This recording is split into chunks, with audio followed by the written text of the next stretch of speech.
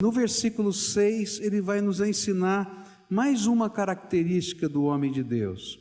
Ele nos capacitou para sermos ministros de uma nova aliança, não da letra, mas do Espírito, pois a letra mata, mas o Espírito vivifica. O homem de Deus é aquele que tem uma mensagem, e ele leva essa mensagem, e essa mensagem é a mensagem da nova aliança. E eu acho tremendo porque nós vamos estudar esse ponto desse sermão hoje, bem no dia que a gente vai estar celebrando a ceia. E essa promessa da nova aliança tem tudo a ver com a ceia do Senhor, porque o Senhor Jesus fez essa promessa em Lucas 22, 20, onde diz assim, na instituição da ceia: depois do jantar, do mesmo modo deu a eles o cálice de vinho, dizendo: este cálice é a nova aliança feita por Deus com o seu povo, a aliança que é garantida pelo meu sangue derramado em favor de vocês. Paulo está usando esse texto porque é importante que a gente entenda o que está acontecendo. Ele está dizendo assim: olha, existem alguns emissários que estão aí entre vocês, que estão questionando a nova aliança, que estão questionando a proclamação, e aquela igreja estava ouvindo aqueles emissários, aqueles falsos apóstolos que entraram em Corinto e não estavam pregando a nova aliança, mas que estavam pregando a antiga aliança, que estavam dizendo para eles que eles só podiam seguir a fé em Jesus se eles se tornassem primeiro judeus, aceitassem a circuncisão, participassem de todas as festas religiosas judaicas, as festas de lua nova, de sábado, aquelas cerimônias de sacrifícios e assim por diante. E ele diz: não, nós que nascemos de novo em Cristo Jesus, temos uma nova aliança, e a antiga aliança, ela foi substituída por essa. Há algum tempo atrás, algumas famílias aqui da nossa igreja aderiram a um movimento parecido com este dos tempos do apóstolo Paulo. Chegaram para mim e disseram: pastor, essa igreja está cheia de defeitos, a nossa igreja está cheia de defeitos. Eu falei: é verdade, toda a igreja está cheia de defeitos. Pode olhar para quem está perto de você e dizer assim: a sua igreja está cheia de defeitos. Pode falar a verdade. Agora pergunta para ele: por quê? Fala, pergunta, por quê? Porque você está aqui. E onde tem gente, tem defeito, gente. Por que a igreja está cheia de defeito? Porque eu estou aqui, porque você está aqui. Onde tem gente, tem defeito, tem erro, tem falha. Tem alguém perfeito aqui? Não tem, né? O único perfeito foi Jesus, e todos nós estamos sendo cada dia aperfeiçoados na graça. E aquela família então chegou para a gente e disse assim: olha, pastor, não dá para a gente continuar aqui. Por quê? Porque vocês não cumprem o que está na Bíblia, tá? Mas o que a gente não está cumprindo? Olha, vocês não guardam o sábado. Vocês não praticam algumas cerimônias que estão na Bíblia. Eu me lembro que uma vez eu fui à casa dessa pessoa e fui num sábado, né? E ele disse: olha, pastor, o senhor me desculpe, mas eu não posso servir café. Eu falei: por que não? Porque tem que ligar o fogo. E no sábado a gente não liga o fogo. Eu falei: então, tudo bem, não preciso tomar café. E é interessante como às vezes vem algumas ideias que perturbam a mente da gente e a gente não entende a grandeza da obra que Deus está fazendo na nossa vida. E nessa noite eu queria gastar um pouquinho de tempo falando para vocês o que é que Paulo estava ensinando para essa igreja a respeito desse assunto. Ele estava dizendo para aquelas pessoas que a gente tem que tomar cuidado com algumas heresias que vão entrando de uma maneira muito peculiar e até com aspectos de piedade cristã, de santidade cristã, mas que na verdade distorcem a essência do Evangelho. Por isso Paulo agora está mudando do foco, do caráter do homem de Deus para a mensagem do homem de Deus. E ele vai dizer assim: a mensagem do homem de Deus é a mensagem da aliança, da nova aliança. E queridos, a mensagem da nova aliança tem um ponto fundamental. Se você esquecer tudo mais que eu falar, lembra disso. O ponto fundamental que eu queria que você lembrasse e levasse para casa: Jesus é suficiente. Fala junto comigo. Jesus é suficiente. Toda vez que alguém quiser ensinar para você alguma doutrina, em que você precise acrescentar a Jesus mais alguma coisa para ter a salvação, pode ter certeza que não veio de Deus. Porque a Bíblia diz que Jesus é suficiente. Por isso a mensagem da nova aliança é a mensagem da suficiência de Jesus.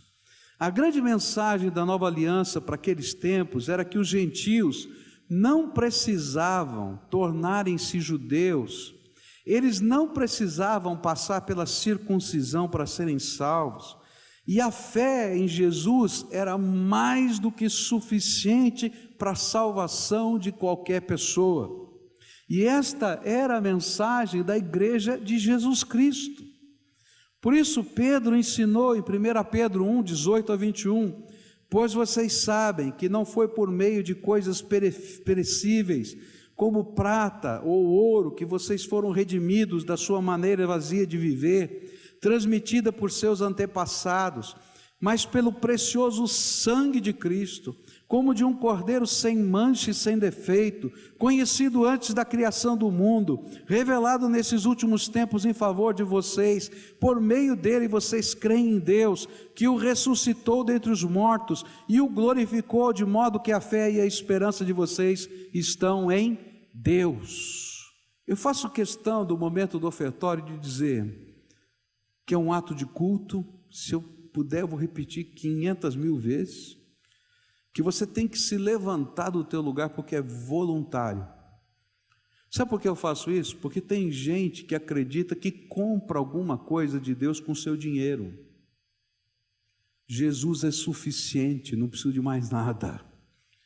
A gente faz as coisas de Deus por obediência, por alegria, porque Ele é o Senhor da nossa vida, mas eu não compro nada de Deus. Tudo que veio de Deus veio de graça, porque Ele tomou o meu lugar na cruz do Calvário.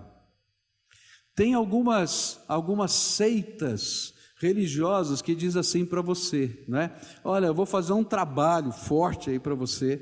Primeiro você me dá tanto, tá? Porque tem custo, você vai ter que pagar. E você vai ter que fazer uma oferenda para o bicho tal, não, bicho eu estou falando eu, mas né, para a entidade tal, para outra tal, não sei o quê. Queridos, não tem nada disso na Bíblia, porque tudo que vem de Deus veio pela graça, é presente de um Pai amoroso a nosso favor, que não se compra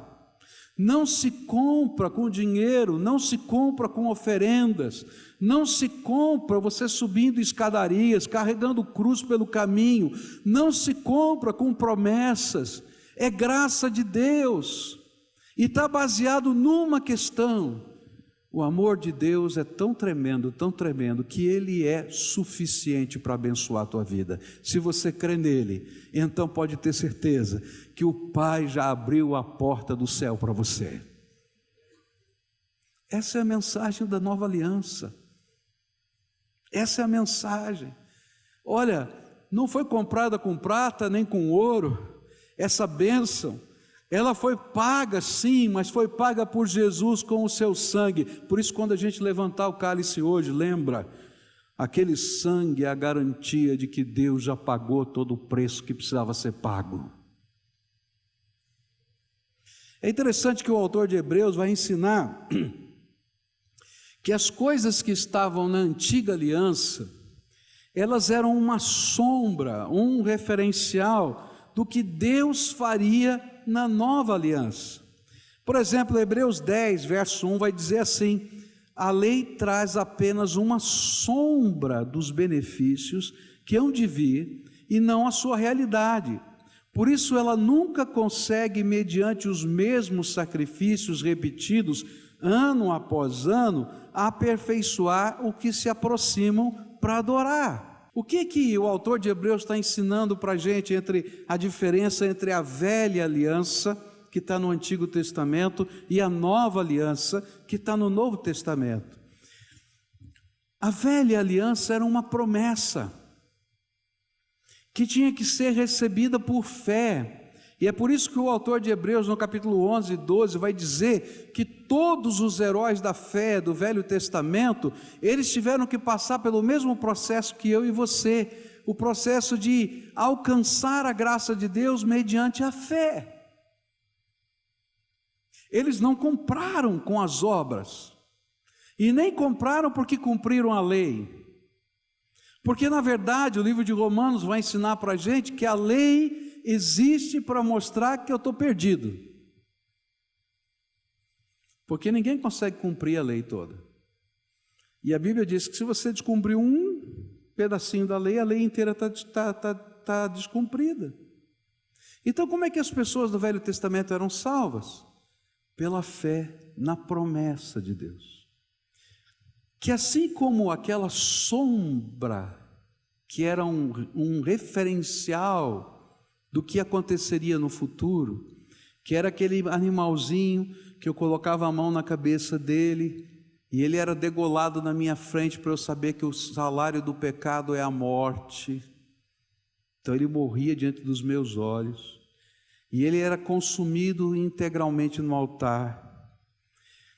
Não era aquele animalzinho que tinha poder de perdoar o meu pecado, mas aquilo era um símbolo do que Deus faria no futuro, que a promessa desde Gênesis capítulo 3 é que um dia o Senhor mandaria o filho da mulher que esmagaria a cabeça da serpente, que ele mandaria o ungido de Deus, o Cristo, e a palavra Cristo quer dizer ungido de Deus, que esse, o Filho de Deus, o Deus encarnado, seria a ovelha que Deus preparou para tomar o meu lugar e o seu lugar na cruz. Por isso, Jesus é suficiente.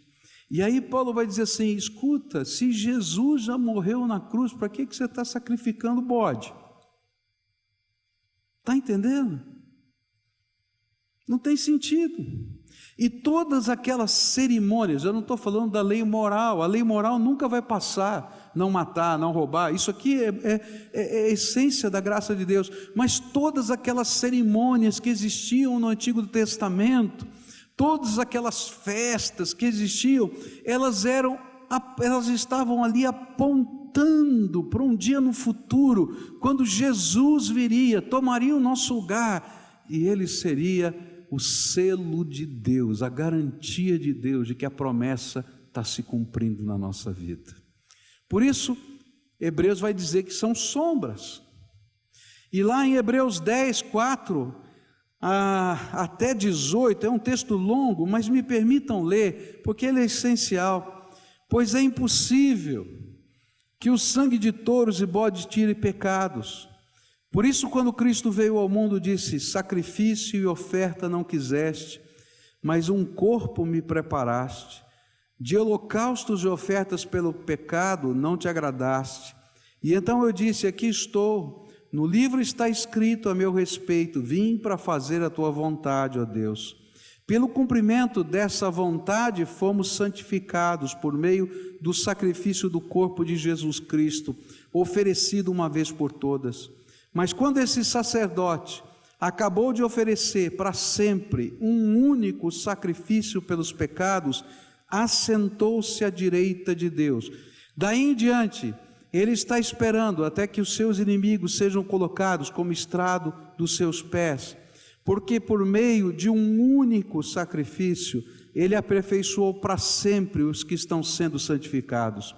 O Espírito Santo também nos testifica a esse respeito. Primeiro ele diz: esta é a aliança que farei com eles depois daqueles dias, diz o Senhor.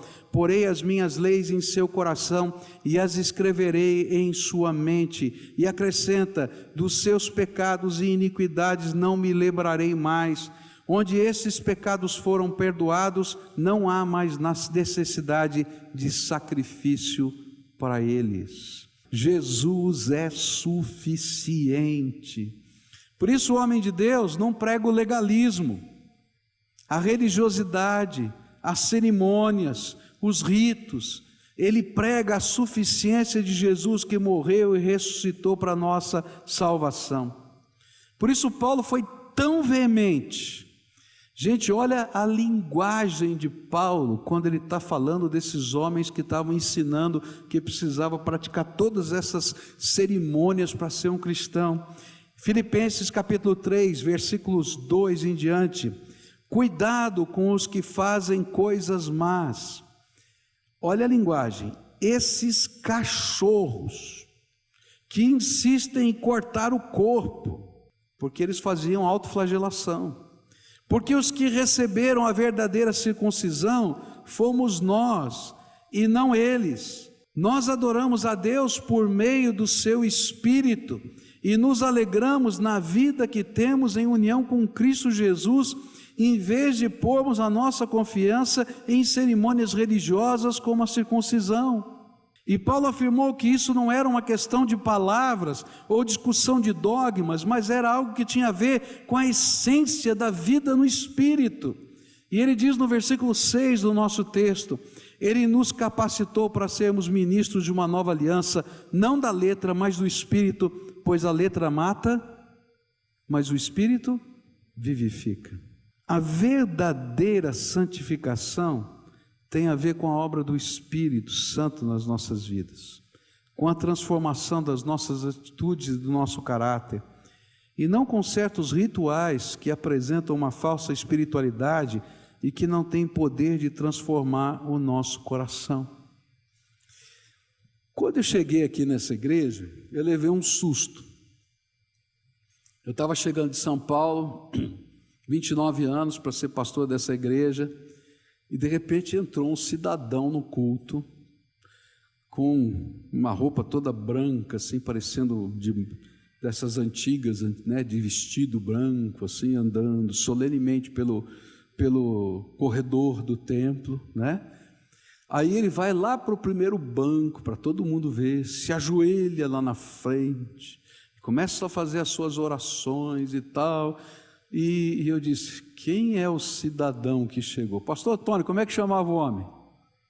Amém? Era o Amém esse, é? Esse era o Amém, tá.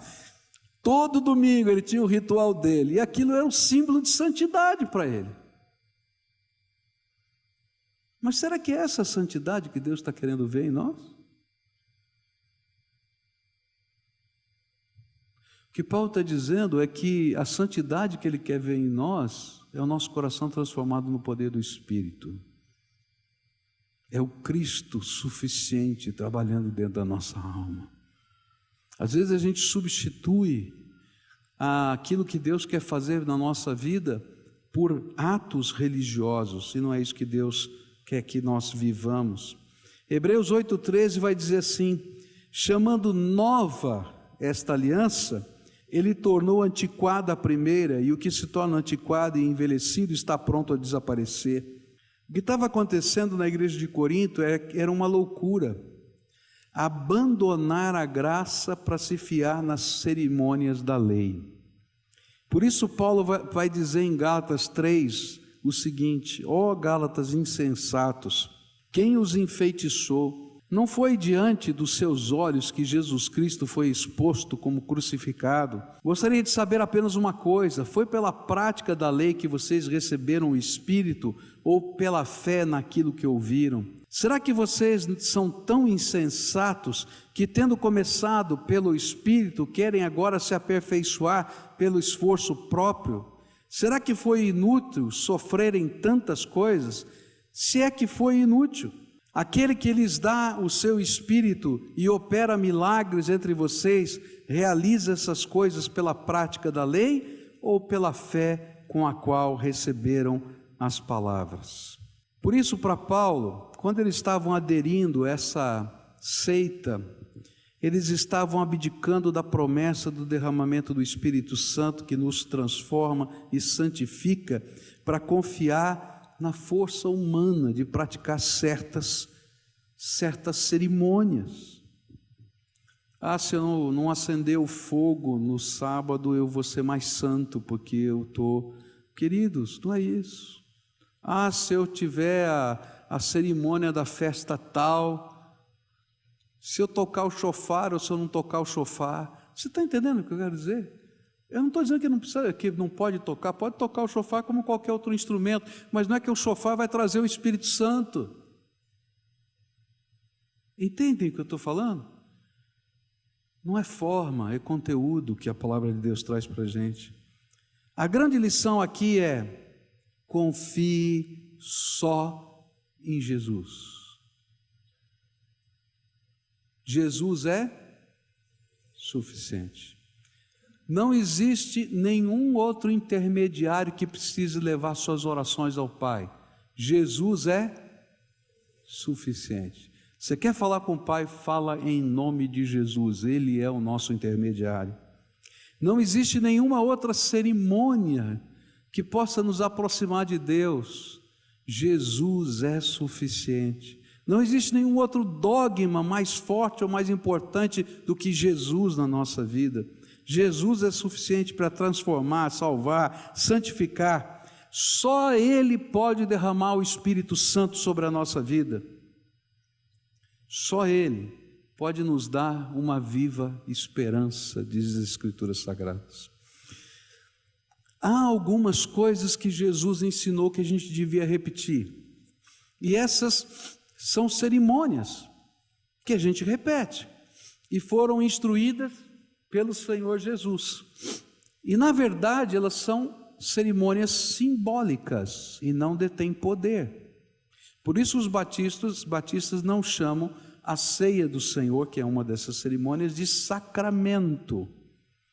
Porque o sacramento envolve a concepção de um ato que confere graça. Então, se eu comer do pão ou beber do vinho, vai sair um poder de Deus do pão e do vinho que vai me abençoar. Nós não cremos nisso. Por quê? Porque nós cremos que o pão é pão e o vinho é vinho. Mas por que a gente celebra então essa cerimônia? Para que a gente se lembre até a volta de Jesus, que Jesus morreu e ressuscitou para a nossa salvação. E quando a gente levanta aquele cálice, a gente está dizendo: está aqui a assinatura de Deus, o sangue de Jesus que foi vertido na cruz do Calvário por mim. Está entendendo? A outra cerimônia que a Bíblia ensina é o batismo. Jesus ensinou que se alguém crê no Senhor Jesus, ele precisa ser batizado. Não é porque o batismo tem poder de carregar nas águas os nossos pecados. A água que está lá é água potável, que a gente trata como se fosse uma piscina. Toda semana passa no filtro, põe o cloro, a mesma coisa. Tá? A mesma coisa. Mas aquela cerimônia, ela tem um simbolismo. E o significado dessa cerimônia é o simbolismo. Quando publicamente, um dia, eu vou convidar a minha família, eu vou convidar os meus amigos, porque talvez eles não venham à igreja para outra coisa, mas se você disser: eu quero te convidar para o meu batismo, muita gente vai vir aqui. Tá? E você publicamente vai dar sua profissão de fé. Eu um dia decidi morrer para mim mesmo e ressuscitar para Jesus. E quando você for mergulhado nas águas, você simbolicamente está sendo enterrado para morrer para a velha vida E quando você é levantado das águas, é como se você tivesse ressuscitado para viver uma nova vida com Jesus. E esse é um símbolo de fé, porque a conversão já aconteceu. E a gente pratica a ceia do Senhor e o batismo, não porque tem um poder espiritual nesses elementos, mas porque Jesus ensinou que nós deveríamos obedecê-lo. E essa é uma luta muito grande. Eu sei que tem muita gente que está frequentando a igreja faz tempo, já tomou uma decisão lá de Jesus, mas às vezes tem medo, e eu vou usar a palavra certa, medo do batismo. Sabe por quê? Porque o medo está em dizer para todas as pessoas que você assumiu quem você é agora, que você abriu mão de uma doutrina e recebeu outra. E aí você tem medo do que as pessoas vão falar, do que as pessoas vão pensar. Agora, Jesus instituiu o batismo por causa disso. Hoje a gente faz o batismo aqui dentro da igreja no batistério. Se você quiser, você fica quietinho, não fala para ninguém, ninguém fica sabendo. Naquele tempo o batismo era feito no lugar onde as pessoas pegavam água para beber, lavavam as suas roupas, em comunidades pequenas de 2.000 pessoas, 3.000 pessoas, onde todo mundo se conhecia, e de repente eles diziam: você viram? O João agora virou cristão. Que loucura! E era um testemunho de fé, de compromisso com Deus.